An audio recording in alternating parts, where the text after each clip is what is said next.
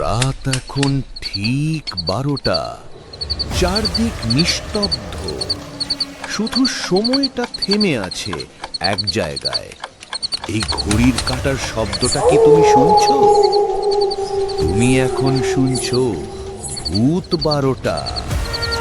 হয় যদি ভালোবাসো, তাহলে আজকের গল্প আলো নিভিয়ে ঢুকে পড়ো। 1:36 চট্টগ্রামের পশ্চিম উপকূলে এক পুরনো গ্রাম চরণবালা। এখানে মোবাইল নেটওয়ার্ক দুর্বল, বিদ্যুৎ প্রায় আসে না। আর সবচেয়ে অদ্ভুত বিষয়, এই গ্রামের 5 নম্বর বাড়িতে 1 বছর কেউ টিকে থাকতে পারেনি। সেই বাড়িটি এখন ভাড়া নিয়েছে ঢাকা থেকে আসা এক তরুণ, আরিফ। সদ্য সরকারি চাকরি পেয়েছিল সে, পোস্টিং হয়েছে চট্টগ্রামে। তাই কম ভাড়ার কারণে পুরনো একতলা টিনের সেই বাড়িটি সে ভাড়া নেয়। প্রথম দুদিন কিছুই হয়নি, কিন্তু তৃতীয় রাতেই শুরু হয় ঘুমের ভেতর এক অদ্ভুত অনুভব। রাত 1:19। আরিফ হঠাৎ ঘুম থেকে উঠে দেখে ঘরের জানালা খোলা, অথচ সে নিজের 1:36। চট্টগ্রামের পশ্চিম উপকূলে এক পুরনো গ্রাম চরণবালা। এখানে মোবাইল নেটওয়ার্ক দুর্বল, বিদ্যুৎ প্রায় আসে না। আর সবচেয়ে অদ্ভুত বিষয়, এই গ্রামের 5 নম্বর বাড়িতে 1 বছর কেউ টিকে থাকতে পারেনি। সেই বাড়িটি এখন ভাড়া নিয়েছে ঢাকা থেকে আসা এক তরুণ, আরিফ।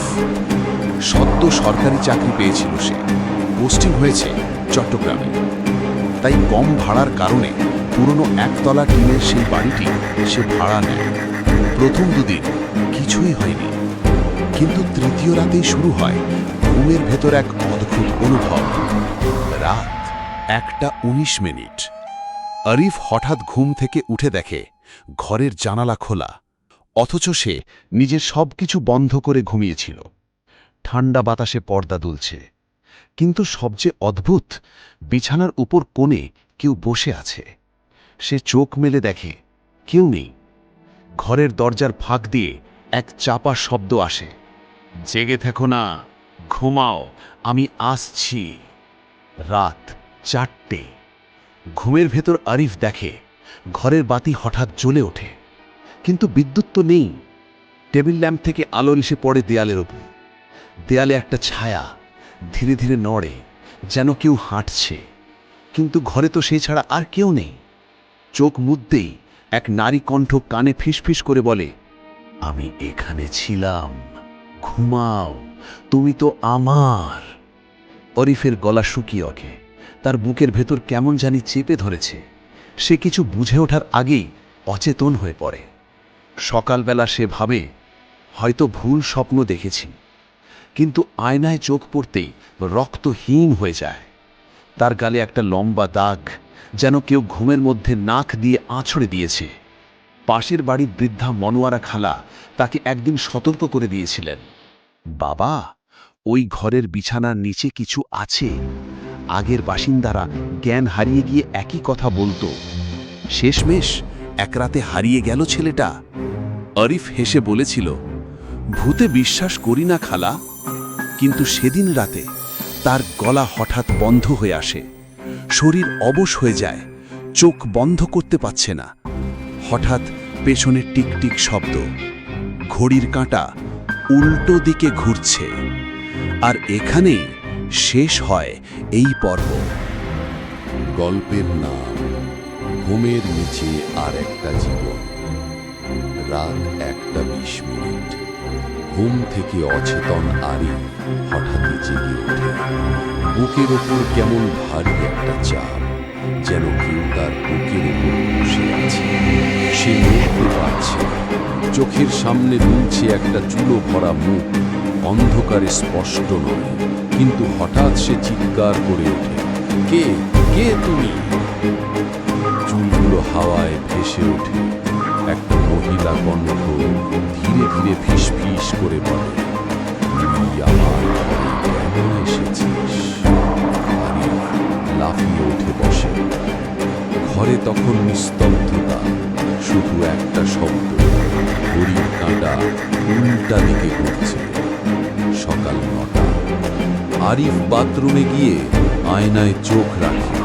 চোখের নিচে কালি, গালে নখের দাগ, গলায় আঙুলের ছাপ। তার মনে পড়ে মনোয়ারা খালার কথা, ঘুমের মধ্যে কেউ ডাকলে চোখ খুলবি না। আরিফ ছুটে যায় খালার বাড়ি।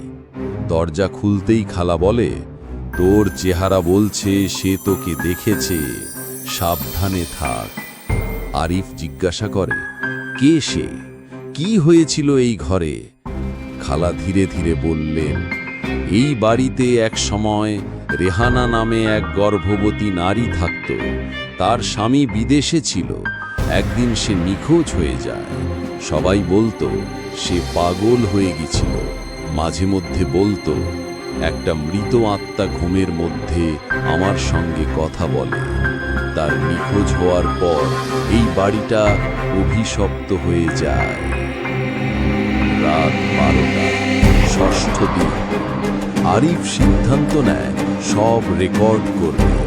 সে ঘরে বসায় 3টি ক্যামেরা, দরজা, জানালা, বিছানার দিকে। রেকর্ডিং অন করে ঘুমিয়ে পড়ে।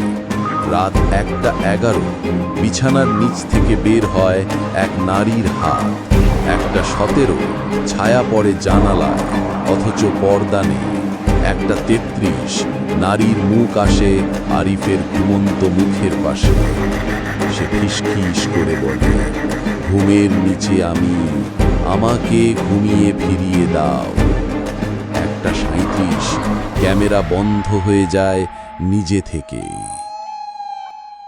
সকালবেলা আরিফ দেখে 2টো মেমোরি কার্ড ভাঙা, আর একটাতে সব ডিলিট। কিন্তু বালিশের নিচে একটা চিঠি, তুই যদি ঘুম নাড়িস আমি তোর মুখেই ঢুকে যাব। ভয়ে আরিফ ফোন করে বন্ধুকে। নাবিল বলে, ভাই তুই কিছুদিন আমার বাসায় থাক। কিন্তু হঠাৎ ফোনের আওয়াজে বিরক্তি, ও ভাই তোর পিছনে কে দাঁড়িয়ে আছে? Call disconnected. সেই রাতে ঘরের দেওয়ালে আগুনে পোড়া দাগ, লেখা, আমি এখন ঘুমিয়ে না, জেগে আছি। আর বিছানার নিচে রেহানার সেই শাড়ির টুকরো কাপড়।